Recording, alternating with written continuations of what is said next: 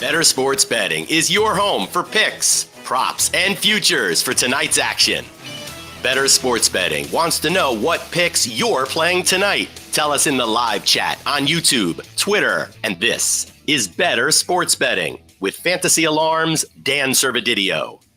What's going on, everyone? Welcome back in here to the Bettor Sports Betting Show on the Fantasy Alarm YouTube page, the Bettor Sports Network YouTubes. Thanks for jumping in here on a Friday afternoon, a football Friday.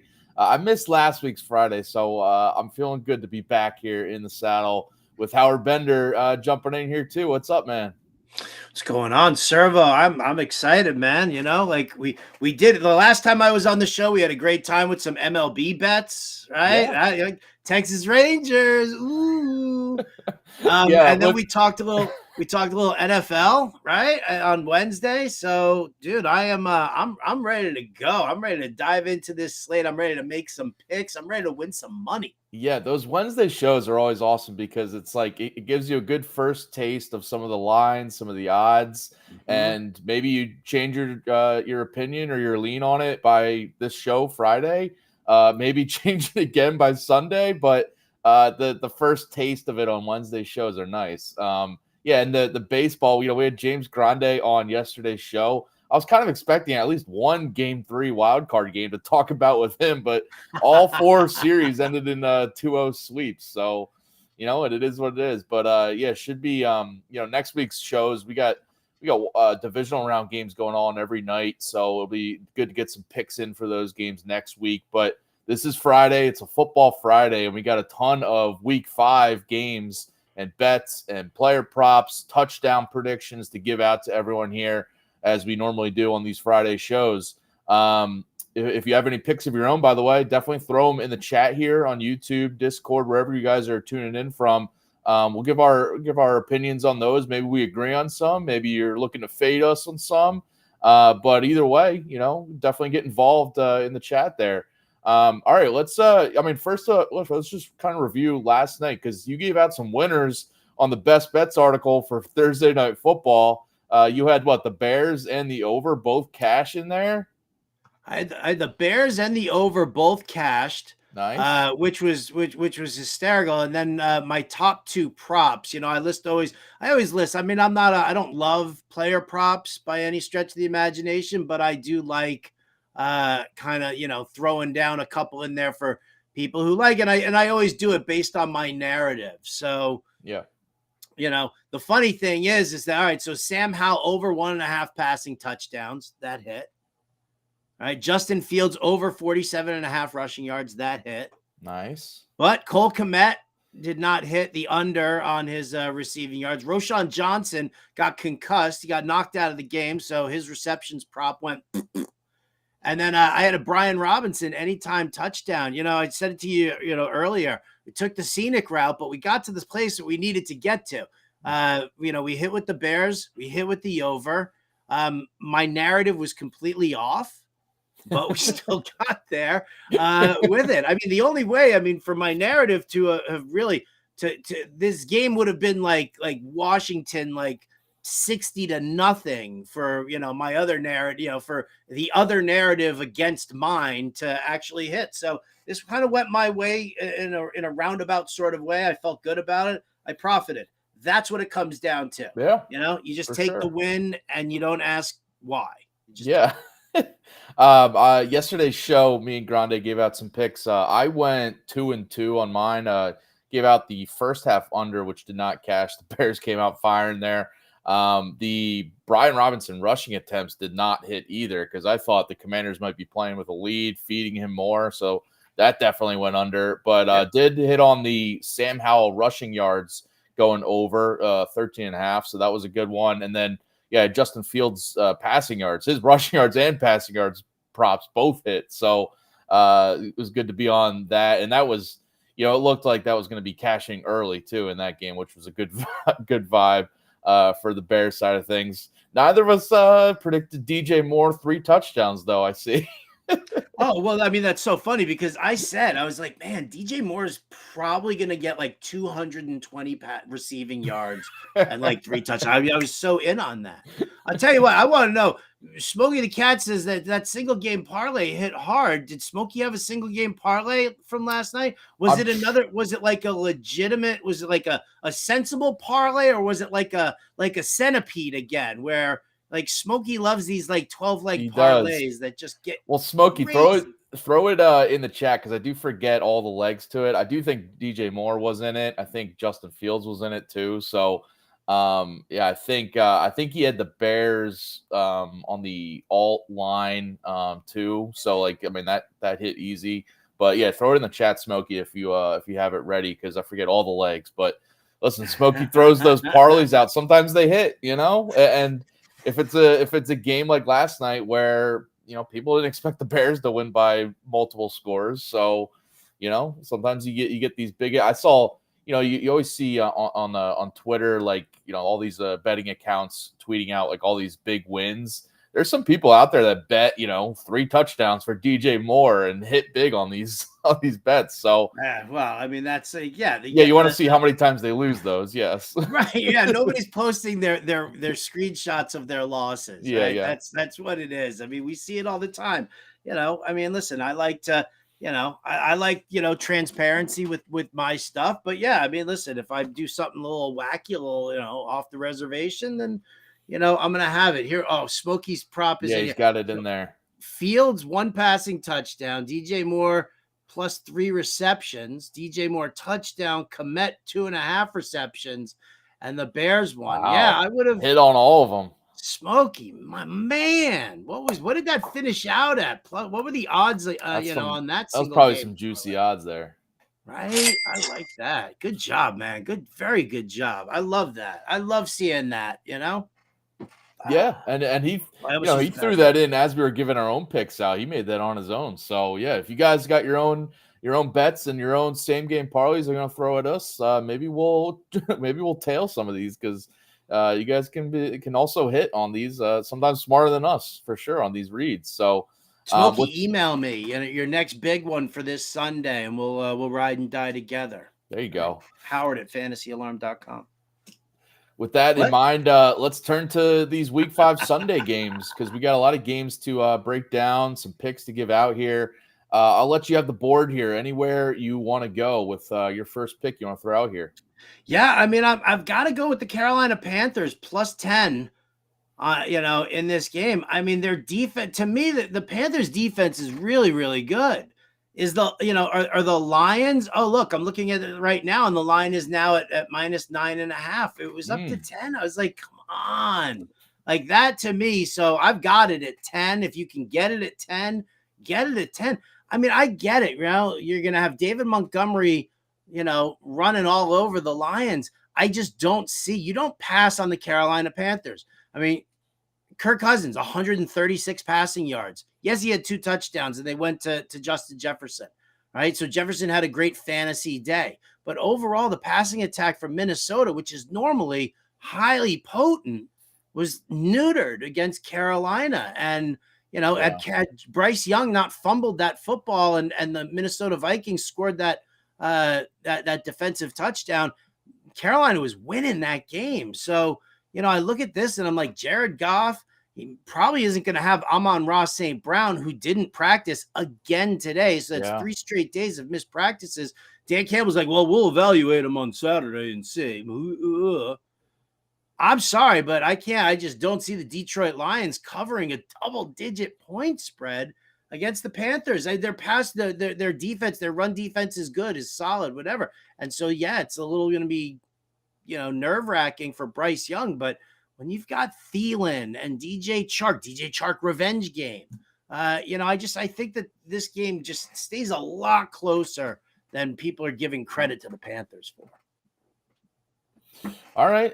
Listen, the Panthers are 0-4 against the spread so far, and that's like, obviously maybe you're like, all right, maybe they won't cover here, but like history suggests that they will cover a game in these next, whether it's this week, next week. They might not win outright, but just the fact that they are 0-4 against the spread, history just kind of, I think it's, I don't have the numbers in front of me right now, but it's like something like a 60% hit rate of like teams in week 4 or week 5, covering a spread if they're starting out 0-4 against the spread. So I'm with that. I mean, yeah, the Amon-Ra St. Brown injury and likely absence is, I think, notable here for sure. And Bryce Young, I just think he's getting more comfortable now that he's back from his injury too. So he could keep it close here. We got Kayaks. By the way, Smokey's saying he loves the show. Thank you, Smokey. Kayaks and Bronzebacks. Steelers versus Ravens. First drive result -120 on FanDuel. Steelers offense not good. Steelers defense solid. What is the result? I don't see the result there. Maybe not to score, I guess. I don't know what the Steelers to punt at -120. Yeah, I'm not sure what the pick is there. So let us know what your pick is for sure. Because first drive result. Oh, I guess maybe he's like it's just whatever the result is of the first drive. So it could be Steelers punt, or it could be, I don't know, maybe it's just punt. Oh, there it is. Punt, yeah. Steelers defense solid. Yeah, I mean, listen, I don't think that's a terrible bet, especially if you're dealing with two teams that have seen each other a bunch, division rivals. You don't expect one team. I think the Ravens win this game, right? But Steelers defense always at home, performs fairly well. So yeah, I feel like I do think it's gonna be a defensive battle for sure. Yeah. I mean, it's a fine bet. You just want to say that there's going to be a punt, regardless of who gets the ball first. Yeah. So -120, sure. Well, now that we're on that game, one of my bets here. You said you like the Ravens to win, but if I can get the Steelers to cover, that's fine. I'm taking the Steelers +4.5 here. I just think it's a good buy low on the Steelers. Kenny Pickett's coming back, which may or may not be a good thing for the Steelers, and their offense looks terrible. Anytime you're taking Mitch Trubisky out, it's a good thing. Okay, there we go. But also it's a sell high in the Ravens. And just looking back at the history of this Steelers-Ravens rivalry, the against the spread trends and numbers are just seriously backing the Steelers here. And I have to go with it because the underdog in this series, while Mike Tomlin and John Harbaugh have faced off, the underdog is 81% against the spread in these recent years. Underdog of as a home dog, which the Steelers are, 82% against the spread. Underdog coming off a loss by 7 or more, which the Steelers are, 89% against the spread. Steelers have also won 5 of the last 6 against the Ravens in this series. The underdog has also covered 11 straight in this series. So a lot of points are pointing me to the Steelers. Mike Tomlin as an underdog, we've gone over it before on this show. He's just been very profitable to back as an underdog, especially here as a home dog. And in a rivalry spot where they're going to come out firing, especially coming off that loss last week. I think they're going to be really amped for this game. Lamar Jackson, by the way, he's 0-3 against the spread in his career against the Steelers. He's been really good as a favorite over his whole career, but as an underdog, those against the spread trends really go against them, especially when it's a shorter spread like this one. So, again, back in the Steelers here. The Ravens, too, by the way, they have a lot. They're really banged up on both sides of the ball. Ronnie Stanley, their tackle, is questionable. Morgan Moses is doubtful, likely out. Odell, it might be back, but he's questionable. Marlon Humphrey also, returned to practice, but he might be out as well. So just a lot of, injuries on both sides of the ball for the Ravens at key spots that just have me leaning again towards the Steelers. So give me the Steelers +4.5. All right. Listen, that is data central right there for you. You had everything laid up. Boom. So I am not going to take the other side of that argument, other than the fact that, hey, maybe at least the Ravens win the game outright. But they can win by a field goal. I'm good with that. Right? There it is. Justin Tucker, everybody. Justin Tucker for a game winner at the end. I'm good. All right. I'm gonna go to let's go to Colts Titans. Let's do it, because you and I are actually on opposite sides of this, sort of. We could both. Oh, we could both. Dude, we're gonna play to a draw. Okay. Well, we could draw, right? We could both hit, right? Because I've got the Colts +2.5, but you've got Tennessee money line. So, I think it's just, how are we breaking down this game? How are, what are we thinking? Are you scared that Jonathan Taylor is going to be in the backfield this weekend? Does that make you a little nervous? I'm not scared. I'm really not. Listen, when we did Wednesday's show, I mentioned it earlier, you get some really, early leans on stuff. The Titans were, I think, 1-point underdogs on Wednesday when we looked at these early lines. The line is flipped over to Tennessee, and in that Wednesday show, I mentioned I would go with the Titans. I think they should be favored here. I think they're the better team, even on the road here. I like the Titans.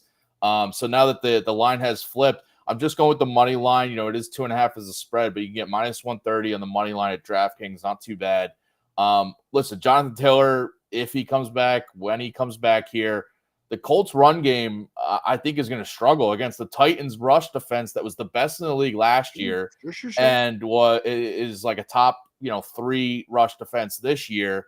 I think that plays immediately into the Titans' favor because it's going to put more pressure on Anthony Richardson, which, listen, he's looked, dynamic at times. He's making plays. But he's still a rookie quarterback in a rivalry matchup here against the Titans defense. That's, we're going to put pressure on him. And Derrick Henry, I have a prop coming up on Derrick Henry. He's had a lot of success against the Colts over his career. And I think they're going to lean on him. If they have a lead, I just think they're going to feed him and really, let him kind of take, the other way, take the pressure off Tannehill, which I don't totally trust. But, that's where I'm going. The Titans, by the way, have dominated this rivalry in recent years. They've won 5 straight against the Colts. So I think that's also just, having that mindset of like, we're going to go in there and beat them. It doesn't matter. It's on the road. I just like the Titans. I think they're just a better team. Jonathan Taylor coming back, maybe that has you leaning towards the Colts as the underdogs here. What I'd like to know is how in the world are you saying that the Titans are a better team? Have you seen Ryan Tannehill play at all this year? Like, he looks atrocious. The games though that he's looked bad is when he has to throw it more when they're trailing. But if they get out to a lead and they can just lean on Henry, I think it changes things.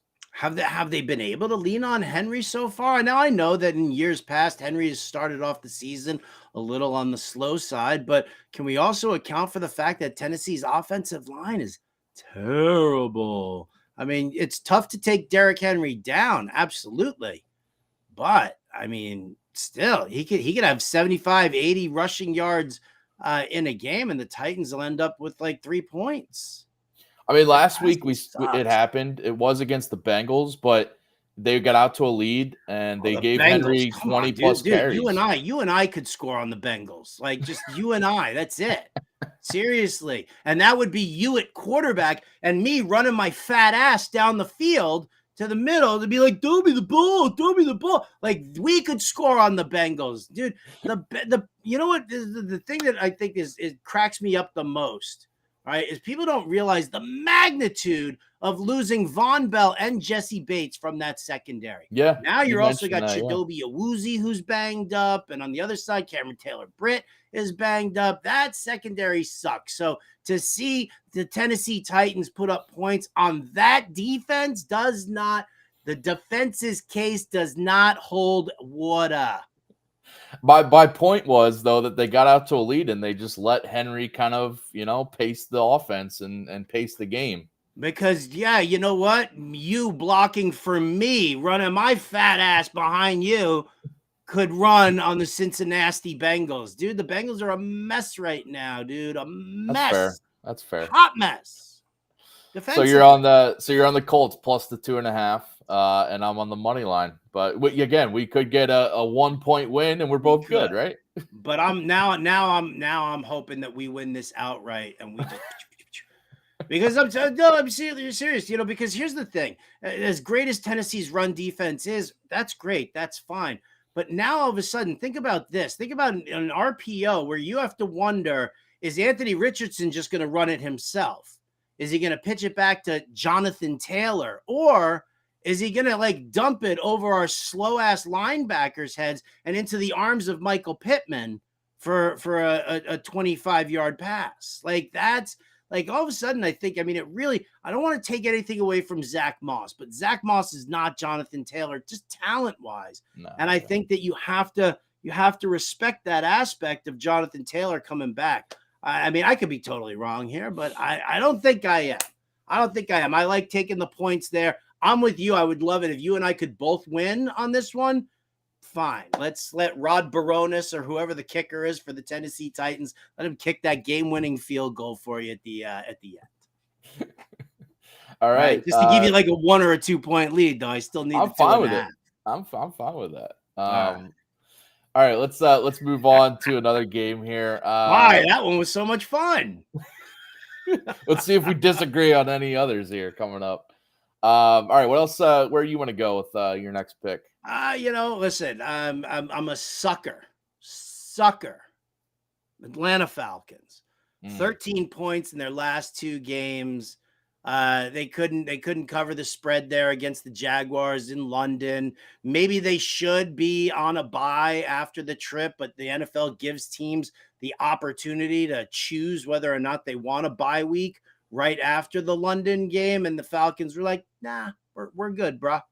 I'm taking them -1.5. I think everybody's kind of overrating the Texans. You can run on the Texans, and when you've got Bijan Robinson and Tyler Algier, boom, boom, boom, boom, boom. It doesn't matter that Desmond Ridder sucks at football. It doesn't matter that Kyle Pitts is going to catch 1 pass for 8 yards, and it doesn't matter if Drake London does anything or not. You're just going to run all over the Texans. And listen. Good luck seeing Nico Collins going up against AJ Terrell. You got Jeffrey Okudah on the other side, the aforementioned Jesse Bates transforming that secondary for Atlanta. I'm probably going to tilt on the under in this horror show of a game, even though it's a 41.5 under. But more importantly, I'm taking the Falcons and I'm laying the points. Yeah, the decision of not having a bye right after a London game is interesting. I wonder if the first half, you're probably going to be an under. The first half might be an under too. I would consider, but yeah, the Falcons. By the way, I don't know if you've seen the stat. Desmond Ridder is undefeated in his NFL and college careers at home. This over his time at Cincinnati and now here in the NFL with the Falcons. Kind of crazy stat. That's like saying that Trent Dilfer is a Super Bowl champion. I mean, come on. We all know that there's something else involved there. Way to go, Desmond Ridder. Listen, there's something to be said about a guy that just keeps winning whenever he's at home. I know, but I don't want to say it because we'll get flagged for like improper language or something like that. Well, he's sleeping in his own bed. Yeah, there you go. Mm-hmm. All right. Speaking of teams coming off a London game, I'm going to the Jaguars, who are staying in London for this game. Back-to-back London games for them. Going against the Bills here, and I'm taking the over 48.5. I like how the Bills offense has now hit its stride, 37 plus points in 3 straight games coming in here. The Jags, though, I think they're going to be starting to click more. Trevor Lawrence, I think, is getting more comfortable. They get Cam Robinson, their offensive tackle, back from suspension, which I think is huge for that O-line, which is kind of let Lawrence down. He's been a lot more pressured early in the season, but I think Robinson's going to shore things up, at least on the edge there. And the Bills secondary, losing Tre'Davious White to season-ending injury, I think is huge. They also have their cornerback Christian Benford questionable to play. Jordan Poyer dealing with a knee injury. Looks like he's going to play, but still just having another couple banged up secondary guys after losing Tre'Davious White, I think is very notable. And it's going to impact, just their ability to limit Lawrence and the passing attack, who, I think staying in London, playing this back-to-back is a benefit for them. I consider the Jags to cover the spread here for that reason too, with Buffalo coming over, maybe some tired legs, early on in the game. The Bills defense also, Von Miller questionable to play coming off on his injury. We'll see if he does. But they also are without another pass rusher, Greg Rousseau, who's out for this game. So just the Bills, a couple of key injuries on that side of the ball. And I think the Jaguars offense is gonna really keep pace with the Bills offense, which we know how good it is. So give me the over here at 48.5. Really interesting stat trend, by the way. I love my stats and trends here. Mm-hmm. Games at Tottenham Hotspur Stadium, which is where this one's being played. It's not at Wembley. It's at Tottenham Hotspur. Over is 5-1 all time in these games. The under is very much the way to go when the games are in Wembley. But when it's been at Tottenham Hotspur Stadium, for whatever reason, these games are 5-1 to the over. So I see, a Jaguars offense that should start getting better, and a Bills offense is already really good. So give me the over here. I like this bet a lot. Actually, I was doing a video for a partner of ours about the game across the pond, and and I looked at that and I was like, all right, well, for fantasy, you look at Stephon Diggs and you look at Travis Etienne, because actually, you did cite all of the injuries for the Bills in their secondary, but they struggle against the run. They only rank 24th in DVOA against the run. So, that's a vulnerability of theirs. But I said I like the Jags plus the points because I do think that they can keep this one close. And then I said I'd like the over in this game at 48.5 because both offenses are potent and both offenses should be able to put some points up on the board. I didn't even know that Tottenham Hotspur is the over is already 5-1. So it's a trap meet give there. Me some. I dig that, baby. I dig that. All right, I got an over-under for you here as well, Servo. All right. The aforementioned Bengals and that so amazing defense. Let's not forget that we are still talking about the Arizona Cardinals, and that is not a good defense either. Now, I don't love Joe Burrow's calf situation. Bums me out. But we've seen him do okay. Not from a fantasy standpoint, but from just a natural, a regular old standpoint, getting some yardage for, guys like Jamar Chase. I think in this game that, Burrow a little bit healthier than he was before, said he felt good after last Sunday, that we get ourselves a little bit of a free-for-all. Cardinals, Bengals over 44. 44? I mean, if we weren't so worried about the Bengals, about Joe Burrow's calf, I mean, this game here easily would be like a 48 game, like easily. Joshua Dobbs, he's got Michael Wilson, Rondell Moore, Zach Ertz, Marquise Hollywood Brown. I mean, Dobbs himself, a running quarterback, a mobile QB. He's averaged 48 rushing yards per game over the last 3 weeks. So when you're passing against a putrid secondary that is also dealing with questionable status and injuries to their top 2 corners, and their safeties are trash. Sorry, man, but I think Arizona puts up some points here, and then I think that Joe Burrow is he's going to have to tough it out, sling that rock, and we get ourselves like a little bit of a back and forth. So. Over 44 is where I'm going. All right. Yeah, the Cardinals are 3-1 to the over with 3 straight games of theirs hitting the over. So, yeah, their offense could definitely take advantage of that Bengals shaky secondary and defense. And, yeah, their defense is terrible. I feel like a lot of their games might end up on the higher scoring end if Dobbs can at least do a little bit. So I like that call. All right, my last game pick before we get to some player props for week 5. I'm going with the 49ers in this big matchup, 49ers Cowboys. Just give me the 49ers to cover here as 3.5-point favorites. I just think they're I know the Cowboys are viewed as like one of the top teams in the NFC along with the 49ers, but I just think the 49ers are just a little bit a step above them right now. I know, so both teams have really not been tested. The Cowboys, though, these are the first 4 opponents they've had: the Giants, the Jets, the Cardinals, which they lost that game, and the Patriots. And the 49ers also played the Cardinals and Giants, but they also went on the road in week 1, beat the Steelers, which I think is a tough way to start the season, but they got it done.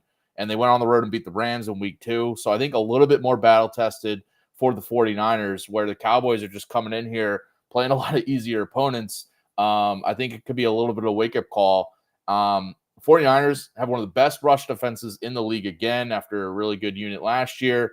I think they're going to limit Tony Pollard here, put more pressure on Dak Prescott in that passing attack, which really hasn't come through totally this season. I mean, the one game where they actually had to lean on Prescott and the passing game was when they lost that game to the Cardinals, where they trailed and had to really come back. And they failed to complete the comeback against, a bad Cardinals team, which I think says something. The Cowboys defense also has been vulnerable on the ground this year, just about league average in terms of their rush defense. I think that's trouble against Christian McCaffrey in this 49ers attack. So, yeah, give me the 49ers to win here and cover the spread. I'm not afraid of the 3.5. It would be nice if it was at 3, but I'm fine with this. I think it could be like a full touchdown win for the 49ers at home, which, by the way, they've now covered the spread in 9 straight home games, have the 49ers. So give me them to do it for 10 straight here. You had me at look at who the Cowboys have played already. Like that, like you had me there, Servo. So I love that. Yeah. I'm 100% in for that. I'm 100% in for that. Love it. Dude. And then Monday's show will be with your friend Jim Bowden there. My friend Jim Bowden will be so excited about it. So excited about it. All right, let's do some player props. Let's do it. Let's dive into these props. All right, where are you going with one of your props? All right. Well, here we go. I talked about this earlier in the show, and that is that you do not, you don't pass on Carolina. You run against Carolina. I am not a Jared Goff truther. Amon-Ra St. Brown is banged up. He might not even play. Josh Reynolds could be the number 1 wide receiver. He's still a little questionable. I don't know how Sam Laporta carries this offense on his shoulders for 250 yards. No, it's not going to happen. So give me Jared Goff under 239.5 passing yards. I just don't think he gets it done. Well, yeah. On that same note, you like a Lions rushing prop too, right? Oh, Megan? Spoiler alert there. Yeah. Well, I figured we'll stay in that same conversation. Double down on the Detroit Lions. Under for Jared Goff passing yards. Over 71.5 rushing yards for David Montgomery. I love me some David Montgomery. You love you some David Montgomery. Everybody elsewhere loves David Montgomery. Right? He couldn't possibly get as many touchdowns as Jamal Williams, could he? He's doing it. Dude's got 5 in 3 games right now. Yeah, when we get to our touchdown calls, I wanted to go with David Montgomery, but it was like juiced up at like minus 175 or something. I know, right? So. I hate minus touchdown props.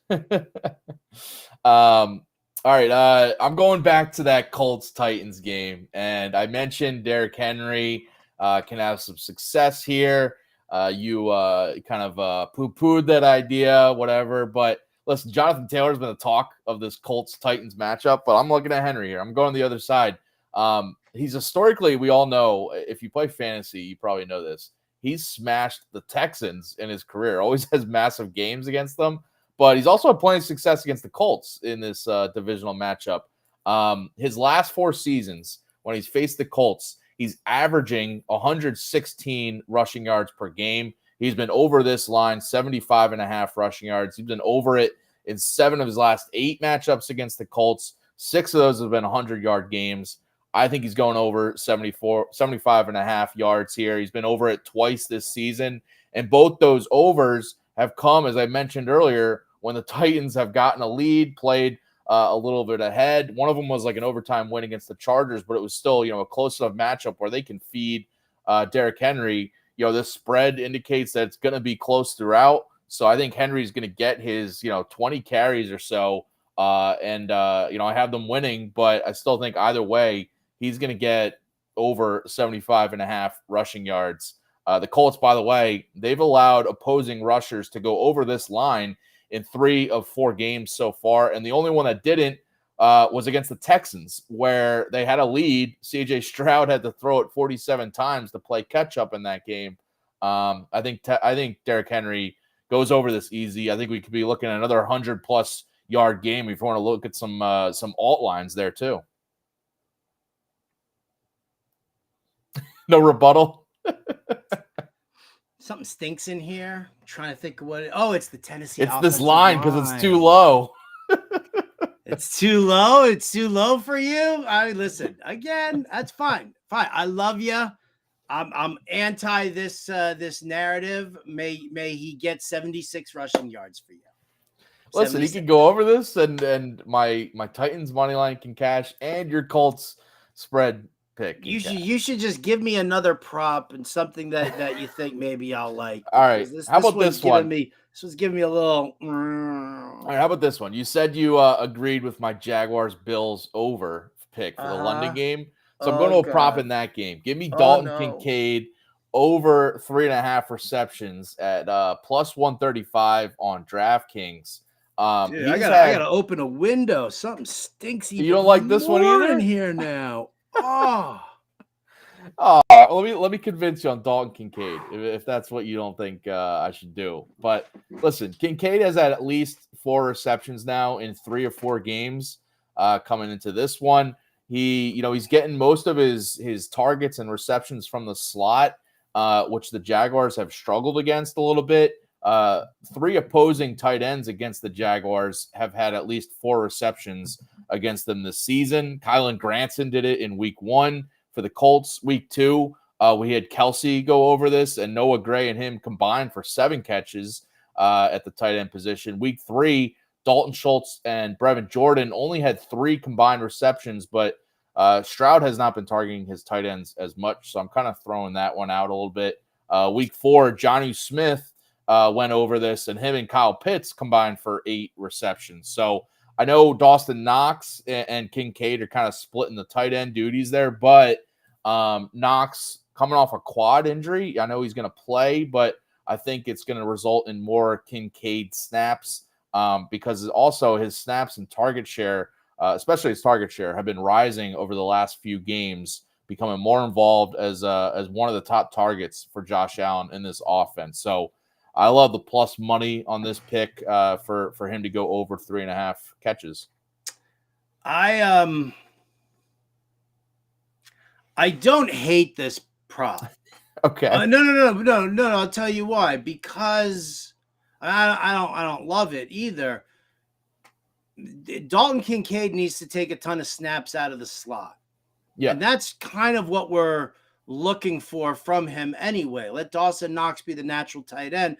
Let Dalton Kincaid end up working out of the slot, because the Jaguars they rank 24th in the league in DVOA against slot receivers in coverage. So it does sort of play into that narrative that if they're doing if they're going to run Stephon Diggs outside, because Stephon Diggs works all over the place, right? And so when he's on the outside, if they use Kincaid as a slot guy instead of like Trent Sherfield or Khalil Shakir, then Dalton Kincaid could end up with this. I don't know, man. I'm just super lukewarm on him overall, just because we just haven't seen the production out of him at all. And I'm not going to say it's a rookie tight end or anything like that. It's like it's a shared tight end role, and he's still trying to also learn what he needs to do as far as blocking as a slot receiver, which is not something that he's like always lined up and done.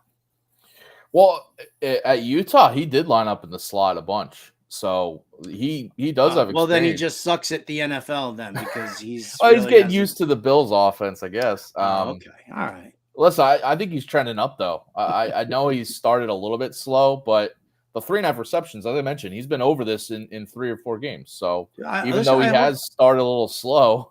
I always root for your props to hit. In this case, I'm rooting against the Derrick Henry one. Fine. The Dalton Kincaid one, I will support you on. Okay. All right. Let me give you one that we can both love. All We'll right. see. We'll see. Bijan Robinson. We all love Bijan, right? 112 and a half rushing and receiving yards. I mean, come on. This is Houston, right? What do you do against Houston? How do you beat the Texans? Didn't your boy Derrick Henry own the Texans as far as running? Now, listen, I'm not saying that Bijan Robinson is built like Derrick Henry, but have you seen a picture of Bijan Robinson? I think with the way he works in the passing game as well, I think it's fantastic. If we're expecting this game to be hard nosed, hard fought, I think Bijan has to stay very heavily involved in this one. So from minus 115 over 112 and a half rushing and receiving yards, I think you can get on board with that, can't you, Daniel? I can definitely get on board. Get on board. Yeah, I mean, I love looking at his combined rushing and receiving that you're doing here because his work in the passing game, as you mentioned, just adds another wrinkle to this whole thing where he might go under his rushing yards prop, but the rushing plus receiving is a lot better chance of hitting. So I like your call on there. All right, my other pick here, I'm going with Patrick Mahomes, or actually, yeah, I'll go with Patrick Mahomes here. Over 2.5 passing touchdowns in this matchup against Minnesota. High total, as we know. I almost took the over in this one, but I think it's going to be a back and forth game. Mahomes coming off one of his worst games in a while last week against the Jets, only had one passing touchdown, 2 picks in that game. But again, that was against a really good Jets defense, a top tier secondary. I'm expecting a big bounce back effort here for the Chiefs offense and specifically Mahomes in terms of throwing multiple scores here. I'm going with, the over 2.5 passing touchdowns against the Vikings secondary. Vikings have allowed 7 passing touchdowns through 4 games so far. Justin Herbert had 3 touchdowns against them earlier this season. I think Mahomes can match or better that. Last year, by the way, Mahomes, when he threw 1 or 0 touchdowns in the regular season, with a game following that, he bounced back in the next game 3 of 4 times with 3+ passing touchdowns. So I think he's going to bounce back here. I like the Chiefs, even though they're on the road. I just think they're going to tear up the Vikings secondary here. So yeah, give me his touchdowns, plus 135 on DraftKings to get 3 or more here. I love that. I do. I'm very much in on Pat Mahomes this weekend, and maybe, just maybe, I've got a touchdown, anytime touchdown call that relates to this one. But before I do that, let me throw one for you, Servo, since I've been so mean and rotten to you this whole show. All right, how about this? Dallas Goedert gets back in the action, ladies and gentlemen. Over 3.5 receptions in this matchup against the Rams. The Rams, they do not cover the tight end well. They rank, I want to say 21st or 22nd in DVOA against the tight end position, giving up like an average of 6.5 to 7.5 catches. I think it's 6.5 catches for, 50 some odd yards. So I'm looking at Dallas Goedert here over the middle of the field. I know AJ Brown, squeaky wheel, got the grease last week. Devonta Smith will want to get his. But really beyond that, I mean, yeah, I think that they'll run the ball well with DeAndre Swift, but I think they got to get Goddard back into the mix here. You got to show that there is another element to this passing game, and it's not just Brown and Smith. So over 3.5 receptions for you here, Servo. Minus 120 on DK. Listen, I can get behind that as an Eagles fan, so definitely can approve. But yeah, I like your point of, AJ Brown has got the last 2 games. I do think it's going to be time for Dallas Goedert, Devonta Smith, some of these other guys that are going to now be more open because teams are not going to be reacting to what the Eagles have done through the air with Brown, maybe throwing them some double coverages. So yeah, and the Rams track record of not covering tight ends well. I like that. If you didn't throw that in, I might have thrown in a Goddard prop too as well here. So I like that call. All right, I'm going with Devon Achane, over 49.5 rushing yards for him, minus 114 on FanDuel. Listen, I know Mostert is there. These guys are going to be splitting work probably all season as long as they're both healthy. But I'm looking at Achane. listen, if you haven't realized, he ran for 200 plus yards 2 weeks ago. He ran for 100 plus yards last week in a game that they lost big against the Bills. And this line is at 49.5. I think he can get 50 plus rushing yards. The Giants defense, who Achane and the Dolphins are facing here, allowing 133.8 rushing yards per game this year. It's the 7th most in the league. Giants defense has allowed an opposing rusher to run for 70 plus yards in all 4 games this year. Again, he's splitting the backfield with Mostert, but Mostert, I think, might not see as much work or as many carries as Achane overall in this game because he is he got banged up. He's practicing. He's going to play, but he was kind of limited last week against the Bills. Achane got a little bit more work, but also with the spread, indicating that this should be an easy win for the Dolphins. I think it's up to like 12.5 now for the Dolphins as favorites. And I think that just leads to more touches in the second half, more carries for Achane.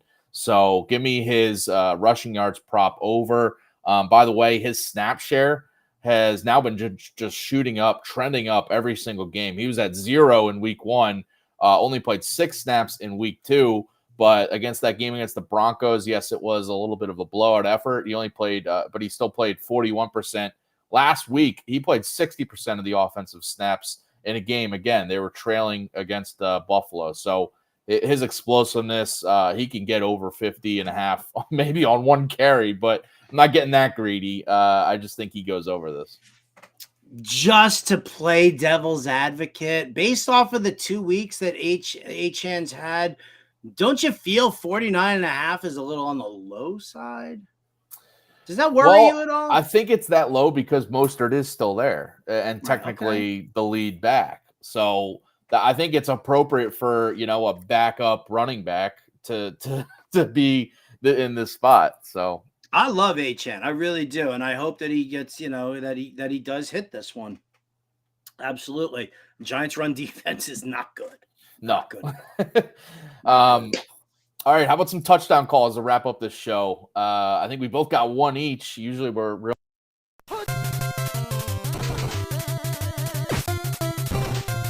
Touchdown.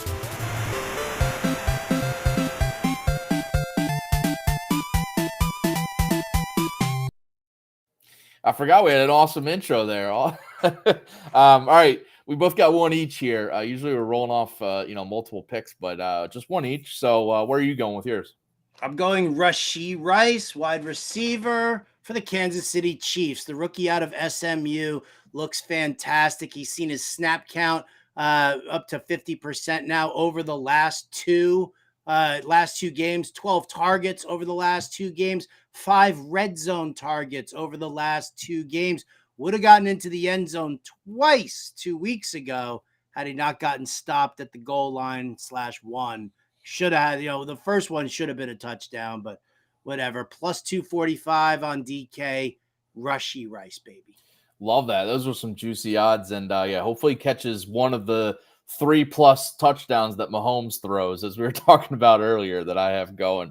All right, I'm going Devontae Smith. You went through Dallas Goedert, how he could have a good game, but I do think Devontae Smith is kind of he's due to find the end zone now. AJ Brown's been the guy, but again, I think defenses might be keying in on him more, especially in the red zone. Devontae Smith kind of flying under the radar, but still like an elite route runner, really good hands. I think he's going to catch one here. I was in on this pick, and then I pulled up JB Berry's wide receiver cornerback matchup report over on Fantasy Alarm. If you haven't checked that out all season, definitely go pull it up right now. He breaks down every single receiver matchup against cornerbacks, who they're going to be playing against, whether it's good for DFS, fantasy, betting, whatever. And instantly I was like, all right, because he says he's facing Akello Witherspoon for the Rams here, who has not given up a touchdown in his coverage yet this season. Smith hasn't scored one since week 2, says JB Berry. And he also says, I anticipate this being the week that both of those things change. Smith finds the end zone, a great matchup for the Philadelphia passing game. So I'm sold now that JB Berry is on my tail here. All right. Listen, Plus 185 on FanDuel, by the way, is a lot bigger odds than you might find on DraftKings or BetMGM. So if you want to shop around, FanDuel is the best line for that. I like it. I love it. All right. Well, so those are week 5 picks. Have yourself a kick-ass week 5, baby. I can't believe we're already at week 5 right now. I know. The season's flying right along. Yeah, gonna be a fun one. By the way, if you're looking for college football picks, I gave out a bunch yesterday on the show, so definitely go back and watch that. Also have a best bets article on Fantasy Alarm because week 6 in college football is also gonna be a really good one to watch tomorrow's games. But yeah, Sunday's NFL action should be awesome. We'll be back on Monday's show to recap all of our wins and losses and give out picks for Monday Night Football per usual. So good luck to all your own picks this weekend. And, hopefully we'll all come back on Monday with a little bit of green in our bank accounts for going into Monday Night Football. Howard, awesome stuff as always. And good luck with all your picks. Hopefully we hit a little middle on that Colts Titans, right? I would like to. Ooh, what's Smokey just throw in here? Oh, Smokey's got Allen, 1.5 Allen, touchdowns. Monty, TD, Bijan plus 2.5 receptions. I'm in with that, Smokey. I'm in with that. I'm in on that too. The Allen, Josh Allen prop will help my over in that game, so I'm definitely in on that. You're on the Montgomery prop, so I think you like the touchdown, and you're on Bijan Robinson, so yes, there you go. Mr. Scamper's chiming in here. Alec Ingold plus 1,800 DraftKings anytime touchdown. Ooh, those are some juicy odds. Looking for that fullback smash to happen. It could happen, right? For? I wouldn't put it out of the out of the hands of McDaniel and the Dolphins offense at this point. Scampers, that play is dirtier than your beard. All right, we're gonna get rolling here. Howard's got another show to prep for, so we got to get out of here. But thanks for everyone tuning in. And again, we'll see you guys Monday at 4 p.m. Eastern back on Bettor Sports Betting. Thanks, guys. Peace.